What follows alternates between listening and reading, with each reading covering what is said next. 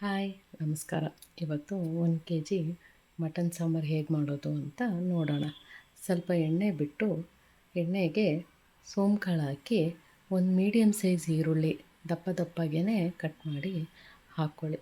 Mutton ತೊಳೆದು ಈ ಒಗ್ಗರಣೆಗೆ ಹಾಕಿ ಸ್ವಲ್ಪ ಉಪ್ಪು ಅರಿಶಿನ ಎರಡನ್ನು ಹಾಕಿ ಒಂದು ವಿಷಿಲ್ ಹೊಡೆಸ್ಕೊಂಡ್ರೆ ಸಾಕು. ಏನಕ್ಕಂದರೆ ನಾವು ಮಸಾಲೆಯಲ್ಲಿ ಮತ್ತೆ ಬೇಯಿಸ್ತೀವಲ್ವ, ಅದಕ್ಕೋಸ್ಕರ.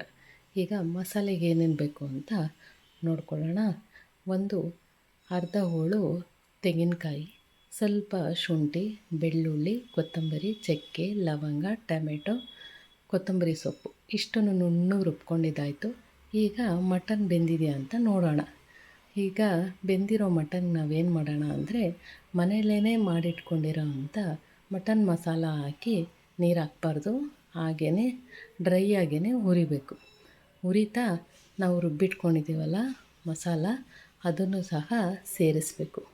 ಇದಕ್ಕೂ ಸಹ ನಾವು ನೀರು ಸೇರಿಸಬಾರ್ದು, ಹಸಿ ವಾಸನೆ ಹೋಗೋವಷ್ಟು ಚೆನ್ನಾಗಿ ಹುರಿಬೇಕು.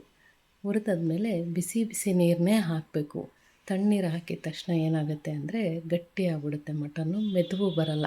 ಅದಕ್ಕೋಸ್ಕರ ಬಿಸಿನೀರನ್ನ ಹಾಕಿ 2ರಿಂದ 3 ವಿಷಿಲ್ ಹೊಡೆಸಿದ್ರೆ ಸಾಕು. ಇಲ್ಲ ಅಂದರೆ ತುಂಬ ಮೆತ್ತು ಆಗಿಬಿಟ್ಟಿರುತ್ತೆ, ಅದಕ್ಕೋಸ್ಕರ.